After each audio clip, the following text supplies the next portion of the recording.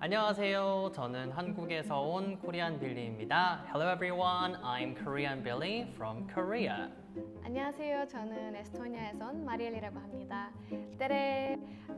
Hello, my name is Mariel and I'm from Estonia. 안녕하세요. 저는 프랑스에서 온 지니입니다. Bonjour, hello, my name is Ginny and I'm from France.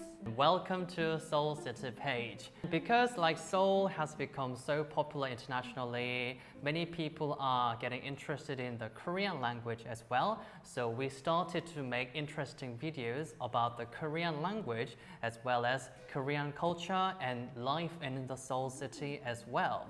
So we made this content with followers and subscribers together. So I am joined by Mariel and Ginny today, and for about 10 days we hosted an event and we got comments and we got your stories on social media pages, and we got so many stories and so many comments, right? Yeah. Can you guess how many? 200? 200? Over 300? Yes, that's right. We got over 300 comments and stories. Wow. Yeah, so many people joined this event. Thank you so much again. And for this one, we've picked 2 winners this time. So you chose one and you chose the other one, right? Yes. So who is the very first winner? The first winner is 𝗵𝗵𝗵𝗵 from the Philippines. Lani from the Philippines. And the second winner? The second one is Mari from Morocco. Oh, Mari from Morocco. Yes. So from the Philippines, Morocco is very international today. So with international audience, we are going to talk about interesting stories and happening in the Seoul City as well. How long have you been in Seoul now? Well, I've been here about 3.5 years now. Oh, that's a long time. Quite a long time. Yeah. And what about you in Seoul? I arrived like in February this year, Oh. so it's been only 6 months. 6 months. So Yes. you're a newbie in Seoul. Yes. You're like a senior, more experienced in Seoul. And because we are in Seoul, we can share our stories together. So while introducing the subscribers and followers' story, we can also talk about the life in Seoul as well as the Korean language as well. So let's get into that. What is the first story? So the first story is from 𝗵𝗵𝗵𝗵 from the Philippines. She shared the first time she come in Korea. So she was very confused at the restaurant because of 2 reasons. So the first one is about the tips. There is no tips in South Korea. And the second one is about the 𝗊𝗶𝗄, which is a Konglish word which means service, but in fact it's more like free services in restaurant. Like the owner will give you free food and you don't have to pay for it. Did you have any similar experience in a Korean restaurant? Yeah, in Korean restaurants, you can always get free water, Oh. right? But in Estonia, you always have to pay for bottled water. I didn't notice that. Yeah. Did you have another experience, interesting experience you can remember in a Korean restaurant? Oh, sure. The first time I arrived in a restaurant in Korea, the table was full of side dishes and banchan. And many. at first I was very afraid of the price because in France, if you have small dishes, you will pay for all of it. Yeah. But here it's all free. So it's allow you to eat a lot, to be full, and also to try new Korean food, which is very good. Yeah. Yeah, you can just try all the Korean foods. Yeah. But at the same time, it's hard to finish all of it. Right, even I can't finish everything. Yeah. You can also have more side dishes if you want. Yeah, you can get a refill for the side dishes. And even for the meat. Meats as well sometimes. There are even like all-you-can-eat restaurants for meats and different food as well. Also, Lani talked about the Konglish word service. And did you also like get confused with the word service as well?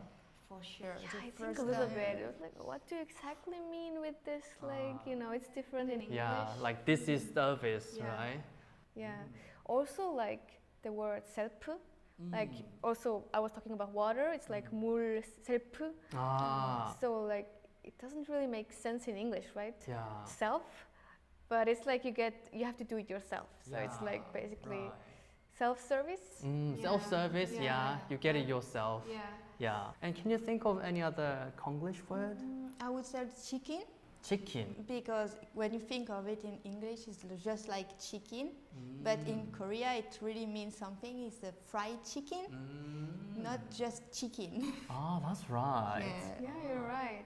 I also noticed that Koreans love to shorten words as well. There's so many shortened words. So, like, is it confusing to you? Yeah, of course. Like chimek. Chimek. Ah. The first time I heard it, it's like, what is it? Do you know what chimek means? It's chicken and 맥주 means beer in Korean. So it's like having chicken and the beer together. Yeah. And any other like shortened words? 신카. 신카. What is 신카? Is 신용카드 for credit card. Ah, credit card is 신용카드. And you just pick 신카, shorten it. Ah. I would also pick because you know Koreans love iced Americano. And iced Americano becomes just Yeah, it's like so convenient. Also, like, you know, just using syllables. Okay, like ing and kyuk, the characters, alphabet characters. Just so there's so many shortened words. And for laughing as well, yeah. right? Do you use 𝗂𝗂𝗃? Yeah, of course. So the Korean language is so dynamic. So it could be so like confusing and so tricky for Korean learners, but I think it's also one of the interesting things and fun things about learning Korean. Okay, and that was the very first story from Lani from the Philippines. Thank you very much. And let's move on to the second story. The second winner is Mari from Morocco, and she talked about how she became interested in Korea and Korean language and culture. So she got to know about Seoul through Hallyu, like K-pop music and K-dramas, which is very similar to me. I also got to know about Korea like that. And now it's been around 6 years since she started learning about Korean culture and language. And she's now learning Korean in Morocco at a cultural center. Thanks to these classes, she already has made many new friends. And yeah, she has become much more confident in herself because now she realized that Korea and Seoul is her dream place. She really wants to visit Korea and Seoul. So I really, really hope that her dream comes true because I really know that feeling as I was in that same place. That's true. In Estonia, that was such a strange thing as well, right? Especially when I started learning it, we didn't have any place like, you know, like a school or an institute where you could actually learn Korean. So there was like no other option to just learn it by yourself. So I just... Which year was it? When was it? It was in 2011. So like 11 years ago. Such a long time ago. A very long time ago. But now there's also Sejong Institute in Estonia as well. And there are like many, many young students who start learning Korean.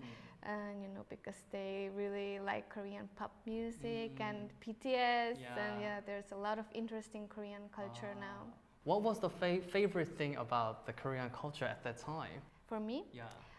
Well, I was a big fan of 𝗫𝗍. Yes, I love the group 𝗫𝗍. 𝗫𝗍 World, shout out. Yeah, it actually helped me to learn Korean a lot because I always like memorized the lyrics of the songs and so that helped you. It helped me a lot. The Korean language as well. Yeah. Oh, then what about you? When did you start to learn the Korean language? Yeah, about the same as Marielle, like 10 years ago. In France? In France, that's similar. How was it learning Korean language in France? Yeah, at that time there was no institute or school, not a lot of university teach Korean, so it was quite difficult to learn Korean. You were kind of lonely as well. Yeah, I felt that as well because all my friends around me, they weren't really interested and they were like, why do you learn Korean? Like, why Korea? I know this feeling too. You know, right? Mari also said like learning Korean language also helped her to make new friends as well. And that brought her confidence as well. Do you also agree with like those changes as well? I do. I mean, thanks to this, I could make Korean friends, you know, because I started learning Korean.